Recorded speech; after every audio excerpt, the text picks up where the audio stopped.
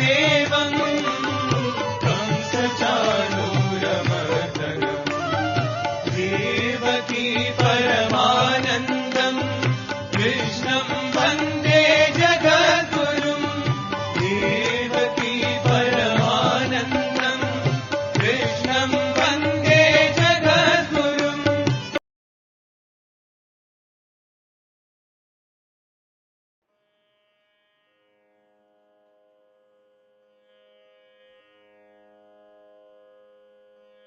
శ్రీ గురుభ్యో నమః. వ్యాస విరచిత శ్రీమద్భాగవతంలో దశమ స్కందంలో నేడు మనం 70వ అధ్యాయం ప్రారంభించుకుంటున్నాం. ఈ అధ్యాయంలో శ్రీకృష్ణ పరమాత్ముడి యొక్క దైనందిన కార్యక్రమాలు ఎలా ఉన్నాయి అనేటువంటిది వివరంగా వర్ణిస్తున్నారు వ్యాసుడు వారు. పూర్వ అధ్యాయంలో మనం చెప్పుకున్నాం 16,000 మంది భార్యలతో శ్రీకృష్ణ పరమాత్ముడు ఏ విధమైనటువంటి గృహస్థ జీవితాన్ని గడిపాడు. గృహస్థ జీవితం అంటేనే ధర్మార్థ కామాలకి సంబంధించినటువంటి అంశాలని ఏ సమయంలో ఎప్పుడు ఎలా ఆచరిస్తున్నాడు అనేటువంటిది శ్రీకృష్ణ పరమాత్ముడు ఆచరించి మరీ మనకి తెలియచేయడం జరిగింది. అది నారదుడు స్వయంగా చూశాడు. అటువంటి ఆ గృహస్థ జీవితంలో ఆయన దినచర్యలో భాగంగా మరికొన్ని మధురమైనటువంటి ఘట్టాలని ఈ అధ్యాయంలో కూడా ప్రస్తావిస్తున్నారు వ్యాసుడు వారు. ముందుగా భగవత్ స్మరణ చేసుకుందాం. ఓం శుక్లాంబరధరం విష్ణుం శశివర్ణం చతుర్భుజం ప్రసన్నవదనం ఛాయేత్ సర్వవిఘ్నోపశాంతయే వ్యాసం వసిష్ఠనప్తారం శక్తేః పౌత్రమకల్మషం పరాశరాత్మజం వందే సుఖతాతం తపోనిధిం వ్యాసాయ విష్ణురూపాయ వ్యాసరూపాయ విష్ణవే నమో వై బ్రహ్మనిధయే వాసిష్ఠాయ నమో నమః. నారాయణం నమస్కృత్య నరం చైవ నరోత్తమం దేవీం సరస్వతీం వ్యాసం తతో జయముదీరయేత్. హరి ఓం.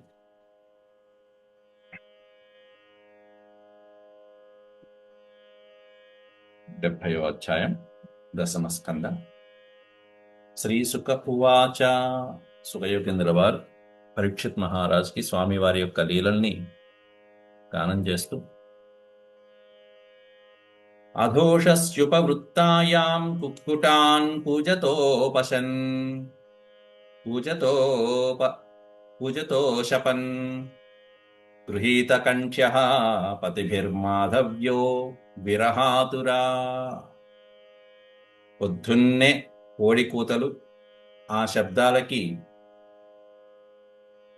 శ్రీకృష్ణ పరమాత్ముని యొక్క భార్యలు ఆ కోళ్లను శపించడం జరుగుతున్నది. కోడి కూతలు, కోళ్ళు పూసినటువంటి కోడులకేమన్నా శాపనార్థాలు. ఇవి పొద్దున్నే స్వామి లీలల్లో జరుగుతున్నటువంటి మధుర ఘట్టాన్ని వర్ణిస్తున్నారు. అథ, ఈ అథ అనేటువంటిది ప్రారంభించారు అంటే దాని అర్థం మనం ఏం చేసుకోవాలంటే పూర్వాధ్యాయంలో చెప్పినటువంటి విధంగా అనే స్మరణ మనకి రావాలి. ఏం చెప్పారు పూర్వాధ్యాయంలో? అధ ఉషస్సు. అధ అంటే గృహస్థ జీవితంలో ఏ ఏ కార్యక్రమాలు అయితే స్వామి ధర్మ అర్థ కామ ఈ మూడిటిని కూడా, పురుషార్థాలలో మొదటి మూడిని కూడా ఏ విధంగా ఏ ఏ కాలాలలో ఎవరి పట్ల ఎలా ప్రవర్తించాడు అనేటువంటిదంతా కూడా గ్రహించినటువంటి వాడై నారదుడు వెళ్ళిపోయిన తర్వాత అధ, ఆ తర్వాత ఆ ధర్మ అర్థ కామాలని ఏ సమయంలో ఎలా పాటించాలో మనకి తెలియచేస్తూ ఇక్కడ ఇంకొన్ని ఘట్టాలు. ఉషస్సు, ఇక్కడ ఉషస్సి అనే పదం మనం ఇప్పుడు తీసుకోవాలి. అధ ఉషసి అనే పదం వస్తుంది ఇప్పుడు తీసుకుంటే. అధ ఉషసి ఉపవృత్తాయాం విడతీస్తే ఉపవృత్తాయాం, ఈ ఒక్క అక్షరం దగ్గర విడతీసుకోవాలి. ఉషసి ఉపవృత్తాయాం. అధ ఉషసి ఉపవృత్తాయాం. ఉషసి అంటే ఉషోదయ కాలం, సూర్యోదయ కాలంలో అద్భుతంగా స్వామి ఉపవృత్తాయాం సూర్యోదయం కాగా, అంటే సూర్య భగవానుడు అలా ఉదయించేటువంటి సమయం రాగా అని అర్థం. అక్కడ కుక్కుటాన్ పూజతోపశన్, పూజతః కుక్కుటాన్. ఇహ కుక్కుటము అనే పదానికి అర్థం కోళ్ళు. తెల్లవారుతూ ఉండగానే అక్కడ ఆరుబయట వరండాల్లో చెట్లపైన అనేక ప్రదేశాల్లో ఉన్నటువంటి కోళ్ళన్నీ కూడా కూజతః కూయటం మొదలుపెట్టాయి. అటువంటి కోళ్ళని అశపన్ శపించారుట. ఎవరు శపించారు? ఏమిటది? ఎందుకు అంత కోపం? పొద్దున్నే అదేదో వాటి కూతలు వాటి కూస్తుంటే శాపనార్థాలు పెట్టడం దేనికి? ఎందుకంటే విరహాతురాహ మాధవ్యో విరహాతురాహ గృహీత కంఠ్యః పతిభిః మాధవ్యో విరహాతురాహ అన్నాడంతే. పతిభిః అంటే భర్తల చేత. ఎవరా భర్తలు? మాధవ్యః పతిభిః అంటే శ్రీ పరమాత్ముడి యొక్క గృహీత కంఠ్య ఆలింగనము చేత చక్కగా ఆలింగన సౌఖ్యాన్ని పొందుతూ ఆయన చేతులేసి పడుకున్నాడు. ఆ ఆలింగన సౌఖ్యంతో పరమానంద భరితులైపోయి హాయిగా నిద్రిస్తున్నటువంటి భార్యలు విరహ ఆతురాహ. అయ్యో అప్పుడే కోటు కూస్తున్నాయి, స్వామివారి యొక్క వియోగం, ఆ ఎడబాటు, ఆ స్పర్శకి దూరం అవుతున్నారు ఇక్కడ ఆ కాసేపు అని చెప్పి ఆ విరహోత్కంఠంతో ఆ శబ్దం చేసినటువంటి కూత పూసినటువంటి కుక్కుటములను కోళ్ళని శపించారుట, శాపనార్థాలు పెట్టారుట. శపించడం అంటే కమండలంలో నీళ్లు చల్లి శపించేయడం కాదు. అక్కడ అశపన్ అనే పదానికి అర్థం శాపనార్థాలు పెట్టారు. అప్పుడే కూర్చుంది దొంగ మొహం, దీనికి పనేం లేదు అనే ఆ విధంగా విసుక్కోవటం లాంటిది అంతే. అది అశపన్ అంటే శాపనార్థాలు పెట్టేయడం కాదు అక్కడ. అందువల్ల అథోషస్యుపవృత్తాయాం కుక్కుటాంకూజతోషపం గృహీత కంఠ్య. గృహీత కంఠ్య ఎంత మంచి పదం అది. అంటే స్వామివారు ఆ కంఠం దగ్గరికి ఆలింగనం చేసుకుని మరి పడుకున్నారు ఆ ప్రియురాళ్ళని, భార్యలని. అట్లాంటి సందర్భంలో తెల్లవారుతూ ఉండగా ఆ భర్తల వారి భర్తల చేత, అందరూ ఎవరు భర్తలు? ఏకరూపుడైనటువంటి మాధవుడే, శ్రీకృష్ణ పరమాత్ముడే. కాబట్టి ఎప్పుడైతే కోడి శబ్దం కూసిందో వెంటనే ఓహో లేచే సమయం ఆసన్నమైంది, బ్రహ్మముహూర్తం ఆసన్నమైందని పరమాత్ముడు లేస్తాడు. కాబట్టి ఆయన యొక్క ఆ ఆలింగన సౌఖ్యం ఏదైతే ఉంటుందో, పరమాత్ముడి యొక్క కంఠ్య ఆలింగన గృహీత సౌఖ్యం అనేటువంటిది దూరం అవుతున్న కారణంతో భార్యలందరూ కూడా శాపనార్థాలు పెట్టారట ఆ కోళ్ళని. కుక్కుటము అంటే కోడి. ఈ ఒక్కక్షరం టా అనే అక్షరం తీసి రా పెడితే కుక్కురము అంటే కుక్క అనే అర్థం వచ్చేస్తుంది. కుక్కురం అంటే కుక్క, కుక్కుటము అంటే కోడి. అంతేకాకుండా వయాంస్యరోరువన్ కృష్ణం బోధయంతీవ వందినః. వయాంసి అనే పదానికి అర్థం పక్షులు, కొత్త పదం.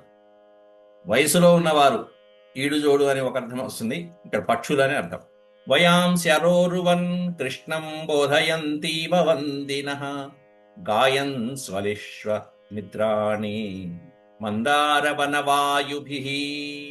మందార వన వాయుభిః చక్కటి మందార వనాల నుంచి వీస్తున్నటువంటి అద్భుతమైనటువంటి వాయువుల చేత,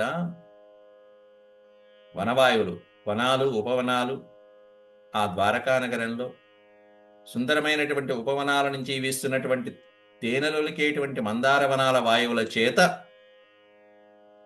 ఓహో ఇప్పుడు మనం లేచే సమయమైంది అనేటువంటి ఆ చక్కటి ఆ కోడి కూతలో పక్కన ఆ ధ్వని చేత, ఇంకా ఆ ధ్వనికి తోడుగా మందార వన వాయువుల చేత కదిలించబడుతూ ఉన్నటువంటి వయాంసి అరోరువన్ కృష్ణం బోధయంతీవ వందినః. చెట్లపైన ఉన్నటువంటి పక్షులు తర్వాత కిలకల కలకల రావాలు చేస్తూ ఉంటాయి, ధ్వనులు చేస్తూ ఉంటాయి. ఇక అక్కడి నుంచి ఆ పక్షులు, ఆ చెట్లపైన ఉన్నటువంటి అనేకమైనటువంటి పక్షి జాతులన్నీ కూడా ఒక ప్రదేశం నుంచి ఇంకో ప్రదేశానికి ఎగరడం మొదలు పెడతాయి, సంచరించడం మొదలు పెడతాయి. వాటికి కూడా ఎప్పుడు లేవాలో, ఏ బ్రహ్మ ముహూర్తంలో లేవాలో కూడా వాటికి చక్కగా సుస్పష్టంగా తెలుసు. పశువులు, పక్షులు ముందుగా కనిపెడతాయి మనకంటే కూడా ఏ సమయంలో మేల్కోవాలి. వయాంసి అరోరువన్. రోరువన్ అంటే కలకల శబ్దాలు చేయడం, కుయటాన్ని అరోరువన్ అంటారు. కృష్ణం, అది ఎట్లా ఉంది ఆ పక్షులు కుయటం అంటే, కృష్ణం బోధయంతీవ వందినః. శ్రీకృష్ణ పరమాత్ముడిని వందినః, వందిమాగదులు అంటే స్తోత్ర పాఠాలు చేసేటువంటి వాళ్ళని వందిమాగదులు అంటారు. రాజాధిరాజ, రాజమార్తాండ, రాజకంఠీరవ అంటూ ఏ విధంగా అయితే చక్కగా రాజుల్ని కీర్తిస్తూ ఉంటారో వాళ్ళని వందిమాగదులు అంటారు, స్తోత్ర పాఠాలు చేసేవారు. అలా వందినః కృష్ణం బోధయంతి ఇవ, శ్రీకృష్ణుని ఏ విధంగా అయితే మేల్కొల్పులు పాడుతూ ఉంటారో స్తోత్ర పాఠాలతో, అట్లా వాళ్ళకంటే ముందే ఈ పక్షులు వాటి యొక్క కూతలతో శ్రీకృష్ణ పరమాత్ముడికి సుప్రభాతం పాడుతున్నట్టుగా ఉన్నాయి. అట్లాగే గాయంతి, గాయత్స్వ, లిష్వ, ఇక్కడ గాయత్తి, తర్వాత అలిషు. అలి అనే శబ్దానికి అర్థం తుమ్మెద అని అర్థం. అలికుల ధ్వని అంటాం, అంటే తుమ్మెదలు చేసే ఝుంకారాలు. గాయతి అలిష్వనిద్రాణి మందారవన వాయుభి, ఆ మందారవన వాయువుల చేత ఓహో ఇక మనం డ్యూటీ ఎక్కాలి కాబట్టి అప్పుడే తెల్లవారుతుంది, మళ్ళీ పుష్పాల దగ్గరికి వెళ్ళి ఆ తేనెని గ్రోలటము, వాటిని సమీకరించడము, కాబట్టి మనం చేసుకోవాలని చెప్పేసి ఆ తుమ్మెదలు అలా లేచి మేల్కొని మరి ఆ తుమ్మెదలన్నీ కూడా గానం చేస్తూ ఉన్నాయట. ఆ తుమ్మెదల యొక్క జుంకారాలు, ఆ పక్షుల యొక్క సబడులు ఇవన్నీ కూడా ఎలా ఉన్నాయంటే వందిమాగదులు శ్రీకృష్ణ పరమాత్ముడిని నిద్రలేపడానికి స్తోత్రపాఠాల అన్నట్టుగా ఉన్నాయ్యా అని చెప్పి వర్ణిస్తూ, మధురమైనటువంటి జుంకారాలు ఇవన్నీ కూడా కృష్ణ పరమాత్ముని మేల్కొల్పుతున్నట్టుగా ఉన్నాయని చెప్పి వర్ణించారు వ్యాసుల వారు. అసలైన ముహూర్తం వచ్చింది, నిద్రలేచేటువంటి ముహూర్తం. ముహూర్తం తంతు వైదర్భి నామృష్యత్ అతిశోభనం. వైదర్భి విదర్భరా కుమార్తె అయినటువంటి భీమకుని కుమార్తె అయినటువంటి రుక్మిణీదేవికి అతిశోభనమైనటువంటి ముహూర్తం కూడా రుచించలేదుట. ఆ సందర్భంలో ఏమిటి అతిశోభనమైనటువంటి? నామృష్యత్ అతిశోభనం ముహూర్తం. నా అమృష్యత్, నామృష్యత్ అనే పదానికి అర్థం సహించలేకపోవుట, భరించలేకపోవుట, ఇష్టం లేకపో. అప్పుడే తెల్లవారిందా? ఏమిటి ఆ ముహూర్తం అంటే? అతిశోభనం ముహూర్తం, దివ్యమైనటువంటి ముహూర్తం. మనకి మొత్తం 24 ముహూర్తాలలో అతిశోభనమైన ముహూర్తం బ్రాహ్మీ ముహూర్తం అంటారు.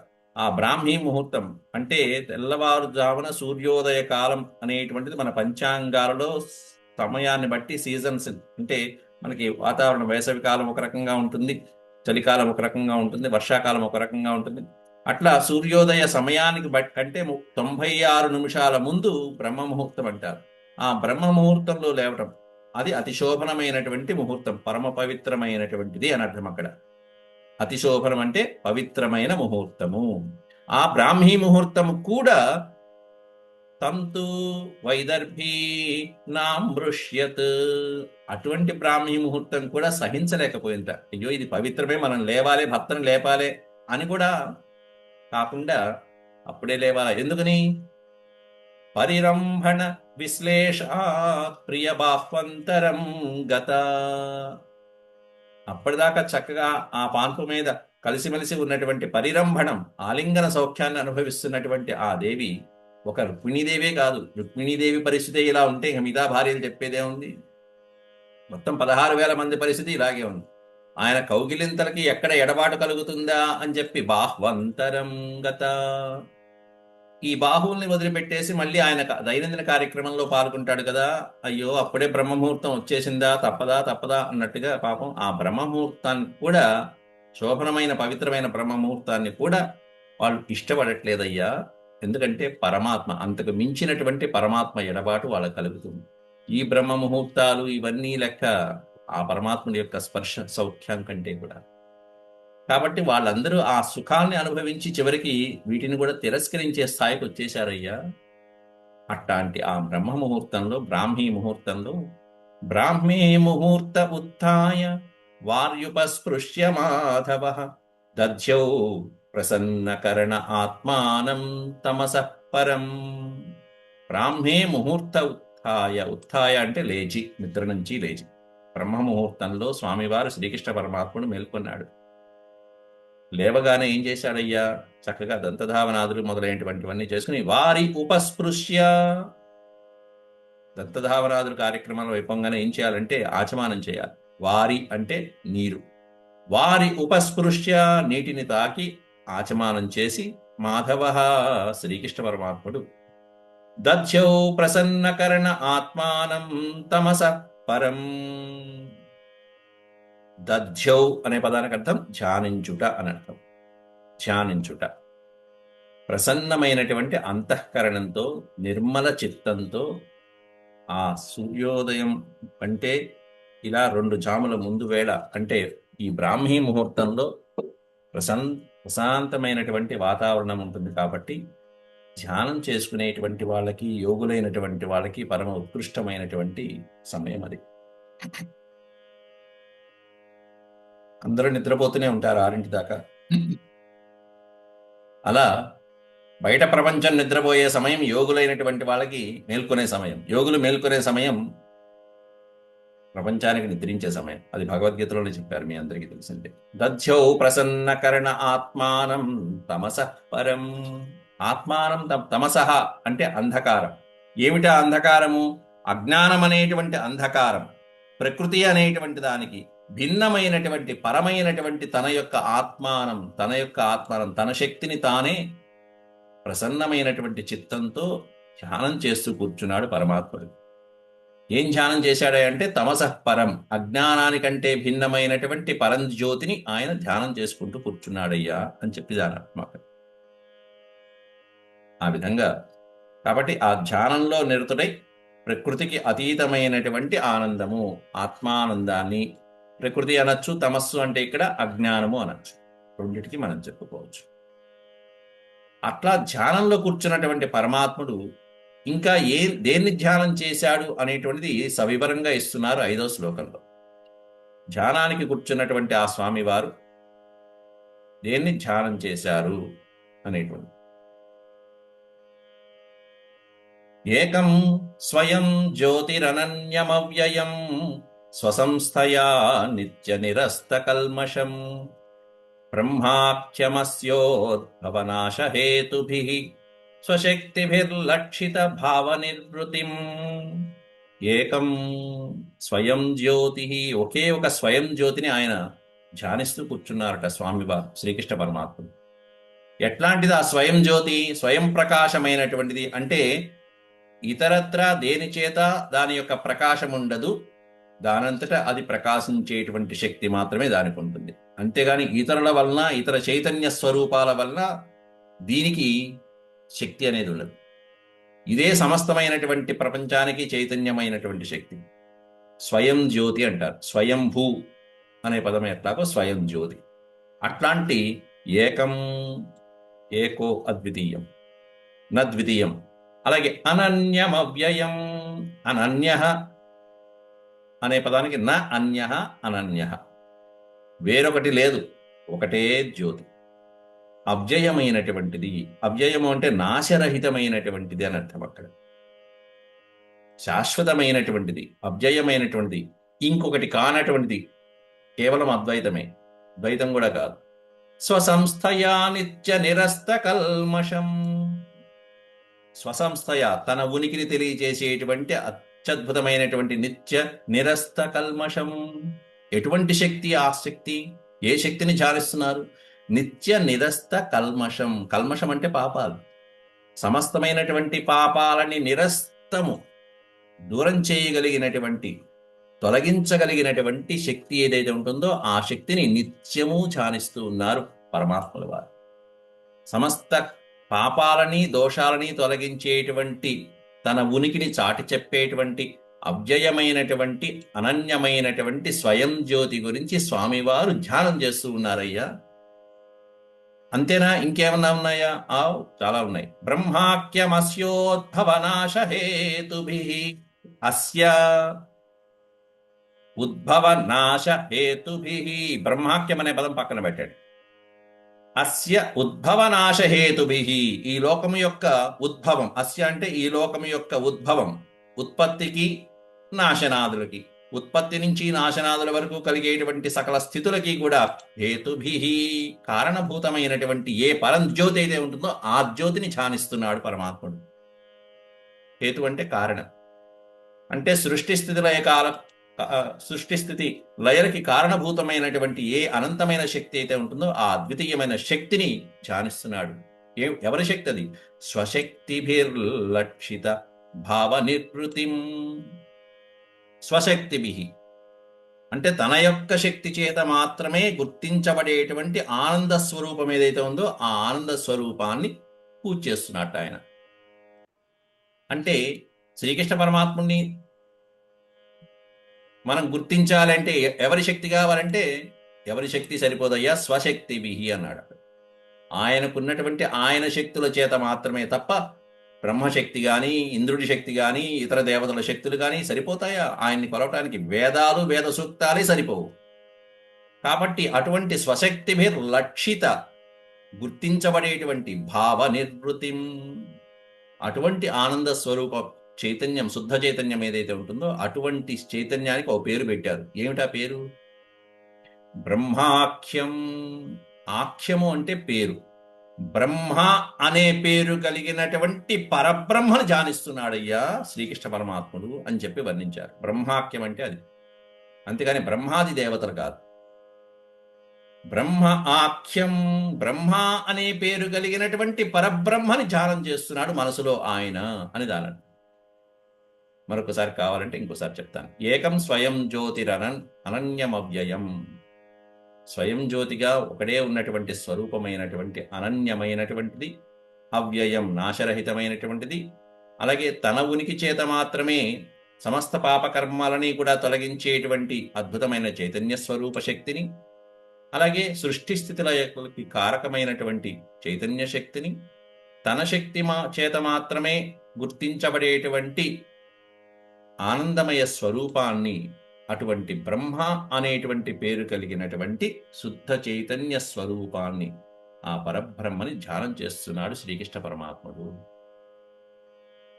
అథాప్లుతోంబస్యమలే యథావిధి క్రియాకలాపం పరిధాయ వాససి చకార సంధ్యోపగమాది సత్తమో హుతానలో బ్రహ్మ జజాప వాగ్యతః. బ్రహ్మ జజాప వాగ్యతః. ఇక బ్రహ్మముహూర్తం సూర్యోదయానికి ముందే చేయవలసినటువంటివి ఇవన్నీ. ఇంకా సూర్యుడు ఉదయించక పూర్వమే చేయవలసినవన్నీ చేసేశాడు. ఏం చేశాడు మొట్టమొదట ఆచమానం చేశాడు. కాస్త ఏ విధమైనటువంటి విధంగా దంతధావనాదులు ఏవైతే చేయాలో ఆ విధంగా చేసుకున్నాడు. ఆచమానం చేశాడు, ధ్యానానికి కూర్చున్నాడు. ఇంకాసేపు అయిన తర్వాత స్నానాదుల్ని చేస్తున్నాడు. ఇక్కడ స్నానము అలంకారాదుల్ని ఈ శ్లోకంలో వర్ణిస్తున్నాను. అథ ఆ తర్వాత ఆప్లుతో అంభస్యమలే. ఆప్లుత అంభసి అమలే. అమలే అంటే నిర్మలమైనటువంటి అంభసి జలములతో, ఆప్లుత తడపబడినటువంటి వాడై. ఆప్లుత అంటే స్నానం చేయటం, అభ్యంగన స్నానం, పవిత్రమైనటువంటి స్నానాదుల్ని చేసుకుని స్వామి యథావిధి క్రియాకలాపం పరిధాయ వాససి పరిధాయ. యథావిధి చక్కగా శుభ్రమైనటువంటి వస్త్రములు, పట్టు పీతాంబరాలని పరిధాయ ధరించి, స్నానము వస్త్రాదుల్ని ధరించి అనంతరం యథావిధి క్రియాకలాపం. యథావిధి క్రియాకలాపం అనంతరం, స్నానం అనంతరం చేయవలసినటువంటి కార్యక్రమాలు ఏవైతే ఉన్నాయో, క్రియాకలాపములు అంటే వేదోక్తమైనటువంటి కార్యక్రమాలు ఏవైతే ఉంటాయో ఏమిటవి? సంధ్యోపగమాది సత్తమోహుతానలో బ్రహ్మ జజాపవాగ్యతః. అద్భుతమైనటువంటి క్రియ. సూర్యోదయాత్ పూర్వం గనక ఇలా చేశామంటే, ఇది శ్రీకృష్ణ పరమాత్ముడు నిత్యము ఇలా చేస్తూ ఉన్నాడు కాబట్టి ఈయనకి ఇన్ని శక్తులు వచ్చాయి. అలా గనక చేశాము అంటే ఆ పరబ్రహ్మకి మనం కూడా దగ్గర అవుతామంటంలో సందేహమే లేదు. సంధ్యోపగమాది సత్తమ. సంధ్య ఆ తర్వాత ఉపగమ ఆది అనే పదం పెట్టాడు అక్కడ. సంధ్య మొదలైనటువంటి అని అర్థం అక్కడ. ఆది సంధ్యోపగమాది, సంధ్యావందనము, అగ్నిహోత్రాలు మొదలైనటువంటివి ఏవైతే ఉంటాయో అవన్నీ కూడా చక్కగా సత్తమో హుతానలహ, అటువంటివన్నీ కూడా హుత అనలహ. అనలహ అంటే అగ్నిదేవుణ్ణి చక్కగా హుతముతో, ఏ విధమైనటువంటి వాటితో ఆయనకి తృప్తిపరచాలో, ఏ విధమైనటువంటి ఆహుతులతో ఆ అగ్నిదేవుణ్ణి సంతోష పెట్టాలో అవన్నీ కూడా సూర్యోదయ పూర్వం చేశాడు. వాళ్ళ యొక్క శాఖకి తగ్గట్టుగా, యదువంశంలో వాళ్ళ యొక్క శాఖకి తగ్గట్టుగా, వాళ్ళ యొక్క పూర్వీకుల నుంచి వస్తున్నటువంటి ఆచారానికి తగ్గట్టుగా కొన్ని సూర్యుడు వస్తూ ఉన్నప్పుడు చేయాలి, కొన్ని సూర్యునికి రాక ముందు చేయాలి, కొన్ని సూర్యుడి తర్వాత చేయాలి, వచ్చిన తర్వాత. దక్షిణాగ్ని, ఆహవని యాగ్ని ఇట్లాంటివి ఏవైతే ఉంటాయో అవి కొన్ని విధులను బట్టి నిర్వర్తిస్తుండాలి. అవి సూర్యోదయ ప్రాక్ పూర్వమే చేసేటువంటి క్రియలు ఏవైతే ఉంటాయో అవన్నీ కూడా అగ్నిదేవుణ్ణి సంతోషపెట్టాడు, సూర్యభగవాను సంతోషపెట్టాడు. ఆ తర్వాత వాగ్యత అనేటువంటి పదానికి అర్థం వాక్కుని నియంత్రించి అని అర్థం. అంటే వాక్కుని నియంత్రించడం అంటే నియమంగా, నిష్ఠగా, మౌనము ఇత్యాదులన్నీ వహించి, అంటే సెల్ ఫోన్ పక్కన పెట్టుకోరా, మనలాగా పూజ చేస్తున్నంతసేపు మనం సెల్ ఫోన్ పక్కనే ఉంటుంది, ఏమీ ఉండదు. ఆయన మౌనంలో అలా కూర్చున్నాడంటే, ధ్యానంలో కూర్చున్నాడంటే ఇంకంతే, మాట ఉండదు ఇంకా. ఆయన మళ్ళీ దాదాపు 2-3 గంటల సేపు ఆ విధమైనటువంటి ధ్యానం చేసి ఆ తర్వాత లేవటం అంతే, 3 గంటల తర్వాత. ఆ మౌనంలో కూడా ఏం చేశారు శ్రీకృష్ణ పరమాత్ముడు అంటే, ఎవరిని జపించాడంటే బ్రహ్మ జజాప అంటే జపించెను, బ్రహ్మ జజాప అంటే గాయత్రి మంత్ర ఉపాసన చేశాడు స్వామి. బ్రహ్మ జజాప దేని తర్వాత సంధ్యావందనాది కార్యక్రమాలన్నీ అయిపోయిన తర్వాత అగ్నిహోత్రాదులు మొదలైనటువంటివన్నీ, గృహస్థ జీవితంలో ఈ అగ్నిహోత్రాదులకి మొదలైనటువంటి వాటి అన్నిటికీ కూడా భార్య కూడా పక్కన ఉండాలి. ఆ ఆచమనం చేసేటప్పుడు భార్య ఉండాలి. అవన్నీ కూడా అయిపోయిన తర్వాత ఇక ఆయన వాక్కుని నియంత్రించి మౌనంగా అలా కూర్చుని ధ్యాననిష్టలోకి వెళ్ళిపోయి గాయత్రి మంత్రోపాసన చేసుకుంటూ వెళ్ళాడు. ఆయనకి ఏ మంత్ర ఉపాసనలు ఏవైతే ఉంటాయో ఆ ఉపాసనలు చేసుకుంటూ వెళ్ళాడు అయ్యా స్వామి అంటూ ఈ విధంగా దినచర్యని ప్రారంభించారు. దైనందిన జీవితం అనేటువంటిది నియమబద్ధంగా ఉన్నటువంటి మానవుడు కానీ ఎవరైనా సరే వాళ్ళు ధర్మబద్ధంగా ఉంటూ వాళ్ళు, వాళ్ళ కుటుంబము, వాళ్ళు ఉన్నటువంటి పరిసరాలను కూడా పావనం చేస్తారు, పవిత్రం చేస్తారు. వాళ్ళకి వాళ్ళు పునీతులు అవుతారు, వాళ్ళ కుటుంబీకులు, వంశస్థులైనటువంటి వాళ్ళు పావనం చెందుతారు. ఏమిటి అంటే ఇలాంటి దినచర్య కనుక ఎవరైతే గడుపుతారో అటువంటి వారికి సదా ధర్మబద్ధమైనటువంటి జీవితం వలన చుట్టుపక్కల ఉన్నటువంటి ప్రకృతిని కూడా శాసించగలిగినటువంటి శక్తులు వస్తాయి. ఆ ప్రకృతి కూడా వాళ్ళకి అనుకూలంగా మారుతుంది, దీంట్లో సందేహమే లేదు. అలాగే ఉపస్థాయార్కముద్యంతం తర్పయిత్వాత్మనః కలాః దేవాన్ ఋషీన్ పితॄన్ వృద్ధాన్ విప్రానభ్యర్చ్య చాత్మవాన్ అని వర్ణిస్తున్నారు అక్కడ. ఆ తర్వాత ఏం చేశాడు, అప్పుడు ఉపస్థాయ అర్కముద్యంతం, ఇప్పుడు ఉదయించాడు సూర్యుడు. అర్కః ఉద్యంతం, అర్కః అంటే సూర్య భగవానుడు. సూర్య భగవానుడు అలా ఉద్యంతం అంటే పైకి లేస్తూ లేస్తూ లేస్తూ అప్పుడు కనిపిస్తున్నాడు, ఎర్రగా ఉన్నటువంటి ఆ బాల సూర్యుడు కనిపిస్తున్నాడు. ఉపస్థాయ అనేటువంటి ఉప అంటేనేనండి సమీపము అని అర్థం. సూర్యుడికి సమీపానికి వస్తున్నాడు అన్నప్పుడు అని అర్థం. అక్కడ ఉపస్థాయ అని ఒక అర్థము, సూర్యుడు దగ్గరికి రావటానికి అని అర్థం. ఇంకా చెప్పాలంటే సూర్యుడిని ఆహ్వానించటం అని అర్థం. అయ్యా నేను కాసేపు సూర్య భగవానుడా వచ్చావా, ఇంకా తెల్లవారిందా, వచ్చి కాసేపు ఇక్కడ కూర్చో అని ఆహ్వానం పలుకుతాం. మనం దేవత ఆహ్వానాలలో షోడశోపచారాలలో మొట్టమొదటిది ఏమిటి అంటే ఆహ్వానమే. ధ్యానం సమర్పయామి, ఆవాహయామి, ఆసనం సమర్పయామి, దాంట్లో ఆవాహనం ఏదైతే ఉందో దాన్ని ఉపస్థాయ అంటాం. దాన్ని ఆహ్వానం పలకం. ఆ ఉప అంటే సమీపం, మన సమీపానికి ఆహ్వానించి ఆయనకి ఒక సింహాసనాన్ని కల్పించి ఆ తర్వాత ఆయన సమీపంలో మనం షోడశోపచారాలు చేస్తూ మనం జపించవలసినటువంటివన్నీ జపించాలి. అది ఉప అనేటువంటి పదంలో ఉపనిషత్ అంటాం. ఉపనిషత్ అంటే గురువు పాదాల దగ్గర కూర్చుని మనం చెప్పవలసిన, నేర్చుకోవలసినటువంటివి ఏవైతే ఉంటాయో ఆ జ్ఞానం ఉపనిషత్తు. అలా ఉపస్థాయ అర్కముద్యంతం తర్పయిత్వాత్మనః కలాః. ఎప్పుడైతే సూర్య భగవానుడు అలా మెల్లగా స్వామి ఉదయిస్తూ ఉన్నారో ఆ సందర్భంలో సూర్యోపాసన చేసుకుంటూ ఆ తర్వాత ఆత్మనః కల, తర్పయత్వ అనే పదంలోనే సూర్యునికి తర్పణాలు, అర్ఘ్యాదులు మొదలైనటువంటివన్నీ విడిచి ఆత్మనః కళాహ, తన అంశలే, కళ అంటే అంశ, ఆత్మనః కళ తన యొక్క అంశలైనటువంటి, తన యొక్క అంశభాగాలతో జీవించినటువంటి ప్రాణులు ఏవైతే ఉంటాయో దేవతల దగ్గర నుంచి, బ్రహ్మ దగ్గర నుంచి మొత్తం సమస్తమైనటువంటి లక్షలాది భూతకోటి అంతా కూడా పరమాత్ముడి యొక్క కళలే, అంశాలే. కాబట్టి ఆత్మనః కళ, తన కళతో ఉద్భవించినటువంటి శ్రేష్టమైనటువంటి దేవతలని, ఋషులని, పితృదేవతలని, వృద్ధులని, బ్రాహ్మణోత్తములని అభ్యర్చ్య చ ఆత్మవాన్ అన్నాడు. ఆత్మవాన్ అనేటువంటి పదానికి అర్థం ఇక్కడ వినమ్రుడై అని చెప్పుకోవచ్చు.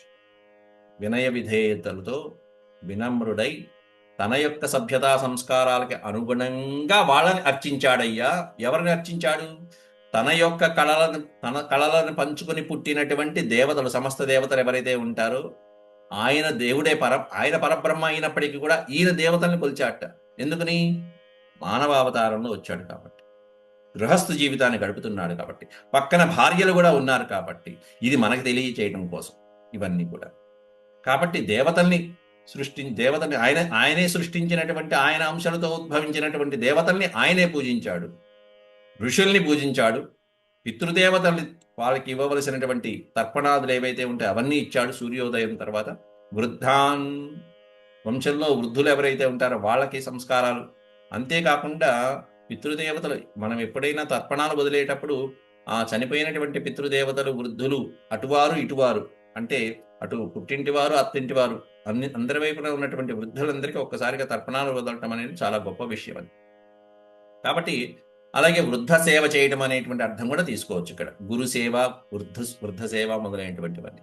అలాగే విప్రాన్, బ్రాహ్మణోత్తముల్ని అందరినీ కూడా వాళ్ళ అర్హతకి తగ్గట్టుగా వాళ్ళని అర్చించి పూజించి స్వామివారు ధేనూనాం రుక్మశృంగీణాం సాధ్వీనాం మౌక్తికస్రజాం పయస్వినీనాం గృష్ణీనాం సవత్సానాం సువాససాం దదౌ.